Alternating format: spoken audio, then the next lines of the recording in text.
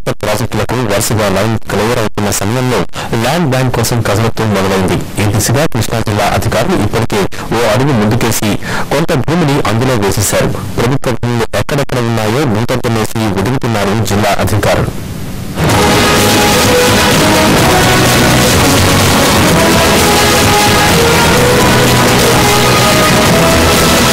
ఆంధ్రప్రదేశ్ కొత్త రాజధాని పేరుకు గుంటూరు జిల్లాలో ఏర్పాటవుతున్నా అది ప్రజవారికి బాగా అందుబాటులో ఉంటుంది. కొత్తగా ప్రకటిస్తున్న అభివృద్ధి కారిడార్లో ఎక్కువ శాతం కృష్ణా జిల్లాలోనే ఉండటంతో ఇక్కడ భూ సమస్య రాకుండా ముందు జాగ్రత్తలు తీసుకుంటున్నారు అధికారులు.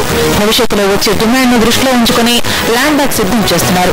ఇప్పటికే జిల్లాలోని 39,000 ఎకరాల అటవీ భూమిని గుర్తించి ల్యాండ్ బ్యాంక్ పరిధిలోకి తీసుకువచ్చారు. కేంద్ర రాష్ట్ర ప్రభుత్వాల కార్యాలయాలతో పాటుగా ప్రభుత్వం ఏర్పాటు చేసే ప్రాజెక్టుల కోసం ఈ స్థలాన్ని వినియోగించాలని నిర్ణయించారు.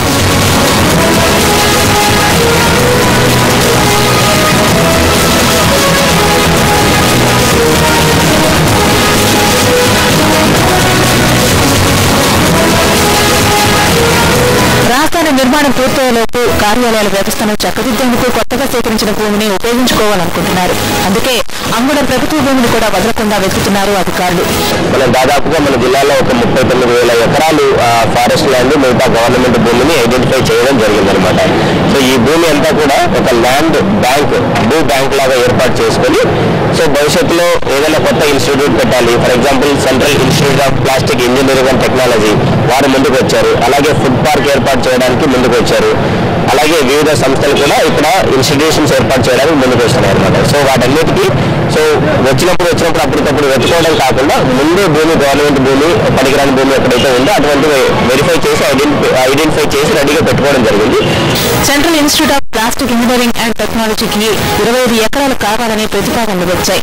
అలాగే ఫుడ్ పార్క్ కోసం మరో 50 ఎకరాల అవసరం ఉందని చెబుతున్నారు. ఇలా భవిష్యత్తులో ఎప్పుడు ఏ సంస్థకు భూమి కావాల్సి ఉన్నా ఇబ్బందులు రాకుండా ముందే సేకరించి పెట్టుకుంటోంది ప్రభుత్వం. ఇప్పుడు ప్రస్తుతం central institute of plastic engineering and technology వారు ముందుకు వచ్చారు. వారికి ఒక 25 ఎకరాలు కావాలి. సో దానివల్ల ఒక 50 కోట్ల పెట్టుబడితో ఇక్కడ ట్రైనింగ్ ఇన్స్టిట్యూట్ ఒకటి మొదలు పెట్టబోతున్నారు.